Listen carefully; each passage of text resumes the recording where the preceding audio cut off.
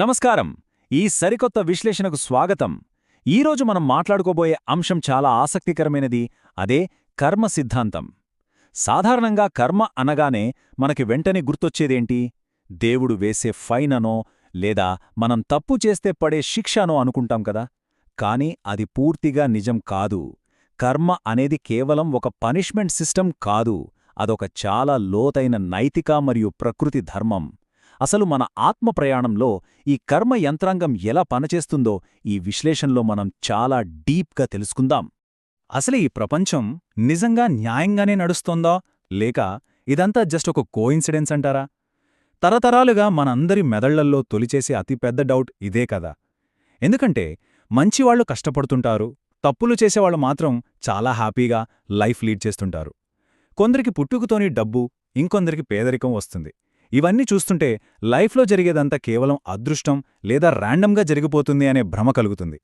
కాని ఆ భ్రమను బ్రేక్ చేస్తూ ఈ సృష్టిలో ఏ ఒక్క పని కారణం లేకుండా జరగదు అని కర్మ సిద్ధాంతం చాలా క్లియర్గా వివరిస్తోంది.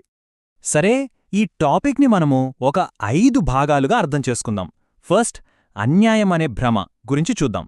సెకండ్, కర్మకు కేంద్రమైన మన ఉద్దేశం. థర్డ్, కర్మకుండే 3 కోణాలు.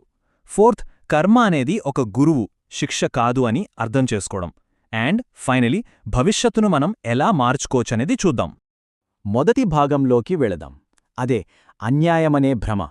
అంటే భౌతిక చర్యలకు అతీతంగా అసలేం జరుగుతుందో చూద్దాం. ఇక్కడ మనం అర్థం చేసుకోవాల్సిన ఒక చాలా ఆసక్తికరమైన పాయింట్ ఉంది. కర్మ అంటే కేవలం మనం చేతులతో చేసే పనులు మాత్రమే కాదు. కర్మ అనేది ఒక కంప్లీట్ ప్యాకేజ్ లాంటిది.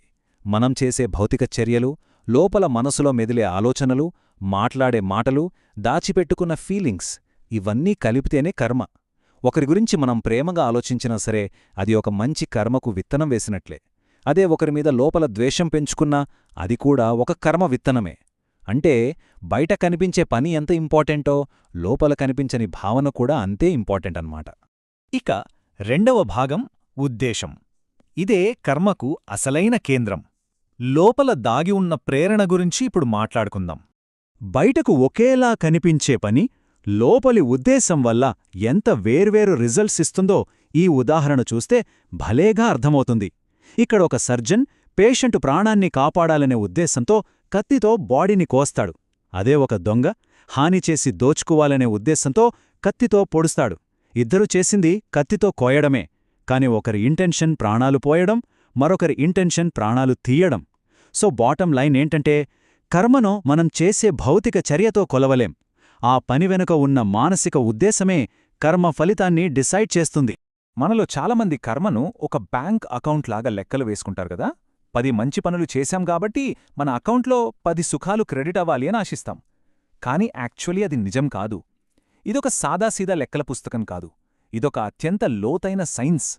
మనం చేసే ఒక చిన్న సాయం ఎవరినో జీవితకాలం పాటు దుఃఖం నుంచి బయటకు తీసుకురావచ్చు. కాబట్టి ఇక్కడ క్వాంటిటీ కన్నా మన ఉద్దేశం, దానివల్ల కలిగే ఇంపాక్ట్కే పవర్ ఎక్కువ. మూడవ భాగం, కర్మ యొక్క 3 కోణాలు. కారణం మరియు ఫలితాల టైంలైన్ ఎలా ఉంటుందో చూద్దాం. కర్మ మెకానిజం అర్థం చేసుకోవాలంటే ఈ 3 రకాల గురించి మనం పక్కగా తెలుసుకోవాలి. ఫస్ట్ది సంచిత కర్మ. అంటే అనేక జన్మలుగా మనం పోగు చేసుకున్న కర్మల అతిపెద్ద గోడౌన్ అనుకోండి. సెకండ్ది ప్రారబ్ధ కర్మ. అంటే ఆ గోడౌన్ నుంచి ఈ ఒక్క జన్మలో అనుభవించడానికి సిద్ధంగా బయటకు తీసిన కొద్ది భాగం, మన పుట్టుక, కుటుంబం ఇలాంటివన్నమాట. మూడవది ఆగామి కర్మ. అంటే ఈ జన్మలో సరిగ్గా ఇప్పుడు మనం కొత్తగా వేస్తున్న విత్తనాలు. ఇవే మన భవిష్యత్తును డిసైడ్ చేసేది. ఈ టేబుల్ని గమనిస్తే మనకొక గొప్ప క్లారిటీ వస్తుంది. ప్రారబ్ధమనేది మనకు కొన్ని స్టార్టింగ్ కండిషన్స్ని ఇస్తుంది. కానీ ఆ పరిస్థితులకు మనం ఎలా రియాక్ట్ అవుతున్నామో అన్నదే మన కొత్త కర్మ, అంటే ఆగామి అవుతుంది. ఉదాహరణకు, పేదరికంలో పుట్టడం ప్రారబ్ధం కావచ్చు. కాని దానికి కోపంతో, బాధతో రియాక్ట్ అయితే నెగిటివ్ కర్మ స్టార్ట్ అవుతుంది. అదే కష్టపడి తెలివితో పైకి వస్తే అది అద్భుతమైన ఆగామి కర్మవుతుంది. అలాగే ఒకరు ధనవంతుడిగా పుట్టడం అదృష్టమే. కాని దాన్ని అహంకారంతో వాడితే చెడు కర్మ, దానగుణంతో వాడితే మంచి కర్మగా మారుతుంది. ఇది పూర్తిగా మన చేతుల్లోనే ఉందన్నమాట. ఇక 4వ భాగం, కర్మ ఒక గురువు, శిక్ష కాదు. మన ఆత్మ ఎదుగుదల కోసం ఉన్న ఒక కరికులం. కర్మ మనకు ఎలా పాఠాలు నేర్పుతుందో ఇక్కడ మనం చూడొచ్చు. ఎప్పుడైతే మనలో అహంకారం ఉంటుందో అప్పుడు కష్టాలు ఎదురై వినయాన్ని నేర్పుతాయి. దురాశ ఉన్నప్పుడు నష్టాలు చవిచూసి తృప్తిగా ఉండటం నేర్చుకోవాలి. అలాగే విపరీతమైన ద్వేషం పెంచుకున్నప్పుడు ఒంటరితనం ద్వారా క్షమించడాన్ని, ఒకదానిమీద పిచ్చి అటాచ్మెంట్ ఉన్నప్పుడు అది దూరమై వైరాగ్యాన్ని నేర్పుతుంది. అంటే ఇక్కడ మనం అర్థం చేసుకోవాల్సిందేంటంటే, కర్మ మనల్ని భయపెట్టే శత్రువు కాదు, మనల్ని మేల్కొల్పే ఒక అద్భుతమైన గైడ్. కర్మ ఎలా ఒక సైకిల్లా మారుతోందో ఈ స్టెప్స్ వివరిస్తాయి. మనం చేసే ప్రతి పని మన మనసు మీద ఒక ముద్ర వేస్తుంది. ఆ ముద్రలు పదే పదే పడినప్పుడు అదొక అలవాటుగా మారిపోతుంది. ఆ అలవాట్లన్నీ కలిసి మన వ్యక్తిత్వాన్ని, క్యారెక్టర్ని ఫిక్స్ చేస్తాయి. ఫైనల్గా ఆ స్వభావమే మన భవిష్యత్తును నిర్ణయిస్తుంది. సో మనం చేసే పనులు కేవలం బయటి ప్రపంచాన్ని మాత్రమే కాదు, మన లోపలి ప్రపంచాన్ని కూడా పూర్తిగా రీరైట్ చేసేస్తాయి. 5వ భాగం మన భవిష్యత్తును మనం శాసించడం. అదే నిష్కామ కర్మ మార్గం. భగవద్గీతలో శ్రీకృష్ణుడు చెప్పిన అత్యంత పవర్ఫుల్ కోట్ ఇది. మనిషికి కర్మ చేయడంలో మాత్రమే అధికారముంది, దాని ఫలితంపై అధికారం లేదు. చాలామంది దీని అర్థం పనులు చెయ్యకూడదనుకుంటారు, కాని అసలు మీనింగ్ అది కాదు. ఫలితానికి బానిస కాకుండా అత్యంత శ్రద్ధతో, బాధ్యతతో మన కర్తవ్యాన్ని నిర్వర్తించడం, ఇదే నిష్కామకర్మ అంటే. దీన్నే ఒక రైతు ఎగ్జాంపుల్తో ఇంకా సింపుల్గా అర్థం చేసుకోవచ్చు. ఒక రైతు చేతిలో ఏముంటుంది?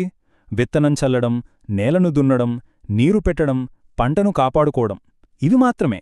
కాని ఎంత వాన పడుతుంది, గాలి ఎలా వీస్తుంది, ఫైనల్గా దిగుబడి ఎంతొస్తుంది, ఇవేవి అతని కంట్రోల్లో ఉండవు కదా. మన లైఫ్ కూడా ఎగ్జాక్ట్లీ ఇంతే. మనం 100% మన ఎఫర్ట్ పెట్టాలి, కాని ఆ వచ్చే రిజల్ట్ని చూసి అహంకారపడకూడదు, అలా అని కృంగిపోకూడదు. మన డైలీ లైఫ్లో కర్మను ఎలా శుద్ధి చేసుకోవచ్చో ఇక్కడ కొన్ని ప్రాక్టికల్ మార్గాలున్నాయి. విపరీతమైన కోపం వచ్చినప్పుడు రియాక్ట్ అయ్యే ముందు జస్ట్ ఒక్క క్షణం ఆగి ఆలోచించడం, సంపాదనలో నిజాయితీ, మాట్లాడే మాటల్లో మృదుత్వం పాటించడం, ఏ పని చేసినా అహంకారంతో కాకుండా కరుణతో చేయడం. ఒక గదిలో ఏళ్ల తరబడి చీకటి ఉన్నా ఒక్క చిన్న దీపం వెలిగిస్తే చాలు కదా, ఆ చీకటి మొత్తం మాయమైపోతుంది. అలాగే జ్ఞానమనే దీపాన్ని వెలిగించి మన పాత అలవాట్ల చీకటిని పోగొట్టచ్చు. సో మనం ఈ ఎక్స్ప్లెయినర్ ముగింపుకు వచ్చేశాం. ఇక్కడే ఒక పవర్ఫుల్ క్వశ్చన్ తలెత్తుతుంది. సరిగ్గా ఈ క్షణంలో మన ఆలోచనలతో, మన మాటలతో మనం ఎలాంటి విత్తనాన్ని నాటుతున్నాం? జరిగిపోయిన గతం ఎలాగూ మన చేతుల్లో లేదు, కానీ ప్రెజెంట్ ఈ క్షణం మన చేతిలోనే ఉంది కదా. ఇప్పుడు మనం ఎంచుకునే మార్గమే మన ఫ్యూచర్ రియాలిటీని డిసైడ్ చేస్తుంది. ఈ చిన్న అవేర్నెస్తో మన జీవితాన్ని ఒక బాధ్యతగా మలుచుకుందాం. మళ్ళీ ఇంకో అద్భుతమైన విశ్లేషణతో కలుద్దాం.